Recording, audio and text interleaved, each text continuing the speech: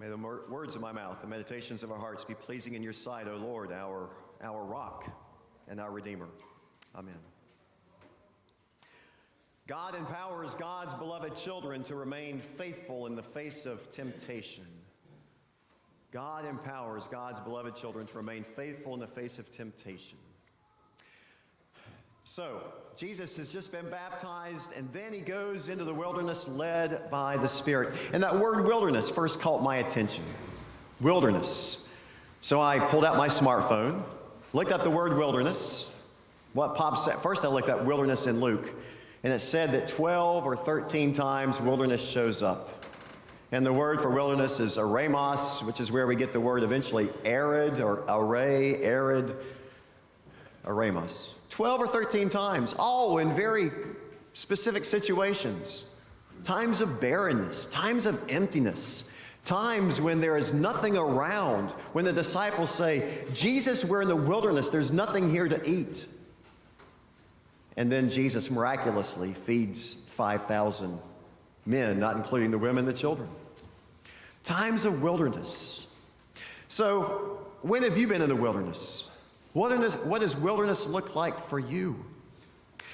As I Googled the word wilderness on that smartphone, it came up with words like uncultivated, uninhabited, inhospitable, neglected, abandoned, a litter-strewn wilderness, a position of disfavor, especially in a political context.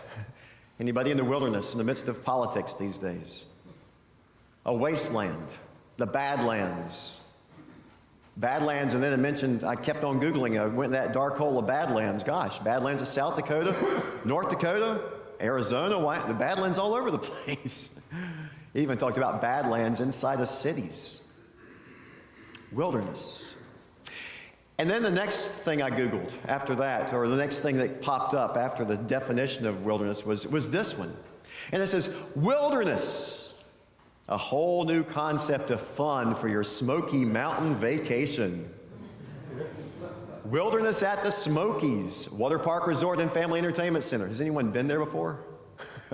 Never heard of it. It says, our water parks are included free with your stay. It's a luxurious vacation place in Sevierville, Tennessee, which sounds really severe.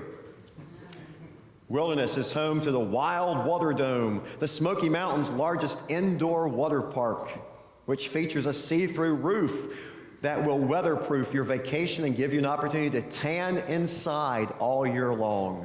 Who needs to go out to the wilderness deserts to get a tan? You can just tan inside at the Wilderness Water Park and Lodge in Sevierville, Tennessee. Wilderness. I thought about times of wilderness in my life. Once upon a time, way back in 1989, I was a wilderness area director at Lutheran. I was a WAD, wilderness area director. 10 of the 11 weeks of that summer, I took primarily high school students, camping with me. 3 days on the Appalachian Trail, 2 days canoeing down the French Broad from Hot Springs, North Carolina, over into Tennessee. We didn't make it as far as Sevierville, but we made it to Tennessee. There were some rough experiences, including the very first day and night when they dropped us off in the midst of a pouring down rain at 11 a.m. that morning, and we were have to hike up the mountain 6 miles, figure out where we're going to stay, shelter, if we're going to have a hot meal or not. We were a wet, soggy, nasty group that night. The next day was no better. We ended up having to go off trail and eventually got to the road that led us down to Hot Springs a day early. We stayed at a Jesuit hostel in Hot Springs. Now it's owned by the Hot Springs Camp and Resort area. But we stayed at this Jesuit ministry. We paid them about $1 a person to get warm, to get dry, to get some food. In the midst of wilderness, they were our refuge. After that, the summer got a whole lot better. But that first night was really awful. Have you ever been in the wilderness? Whether it's in the woods or camping or wet. Have you ever been in a place, apart from the Sevierville Water Park Resort, that just was inhospitable to you? Were you ever in the wilderness where your heart ached because it was longing for something, missing something? Maybe that wilderness has been through the valley of the shadow of death. Maybe that wilderness has been an intentional giving up of something during Lent before. Wilderness. A time of wrestling with what it means to live as a child of God. What it means to live just as Dave Keck. Sometimes in those wilderness places, you really discover who you are. In those wilderness times, you discover who you are. It's kind of like going on an outward bound, which I also went to once upon a time. 10 days in the mountains of North Carolina when there were about a dozen of us hiked and camped, and our leaders were not leaders, they were followers. They just followed along and make sure that we didn't kill ourselves. But apart from that, they gave us a compass and asked us to figure out how to get from point A to point Z. When we were going to eat, what we're going to eat, how we're going to eat, where we're going to camp. It was all up to our little group. And then, that wasn't that bad because they always followed, there was always some kind of food or something around. But then, as you know, in outward bound experiences, there was also a solo experience. And so for 24 hours, we were placed out somewhere. We were told not to wander too far from that area because they wanted to be able to find us the next day.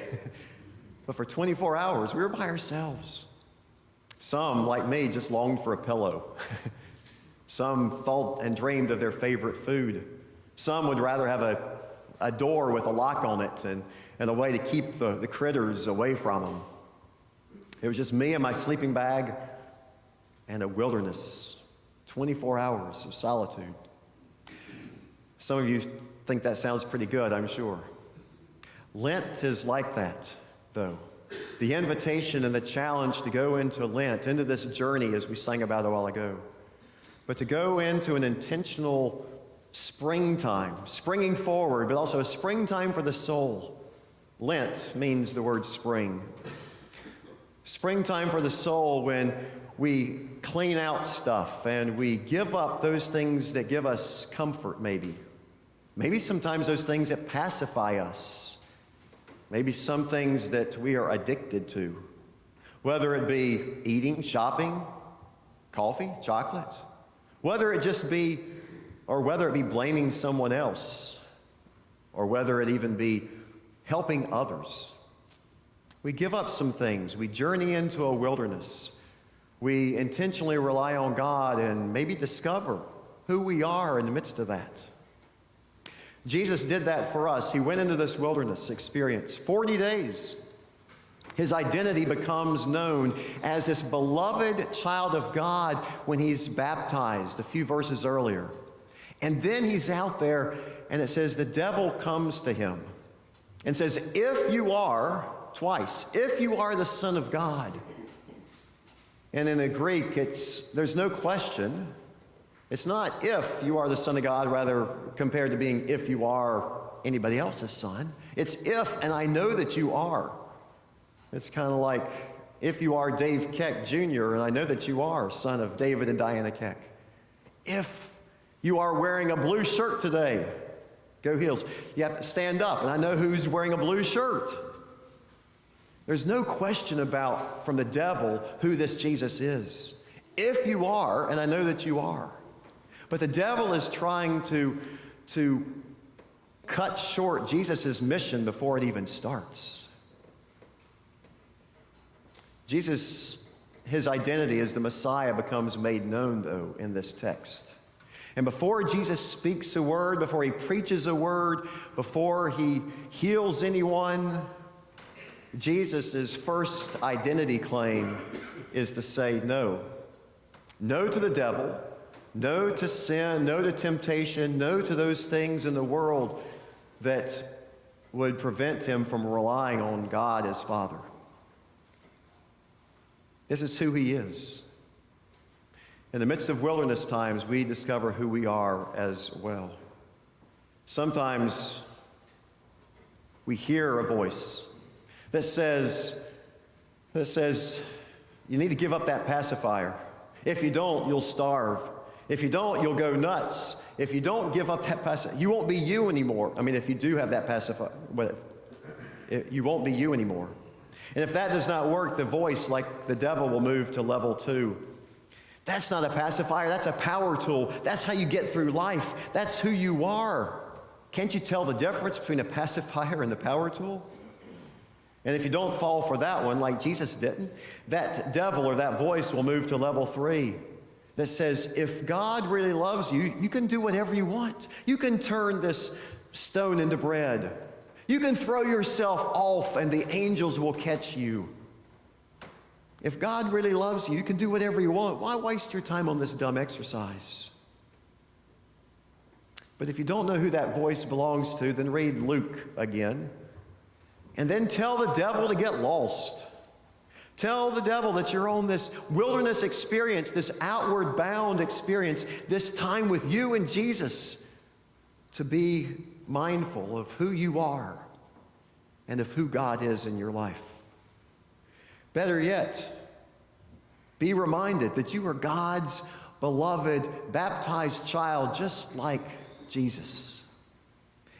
And that you will also have God's help in withstanding all the temptations that come at you. Worship the Lord your God and serve no one else. Expect great things from God and from yourself. And as Luke says a couple different times in the gospel, believe that everything is possible.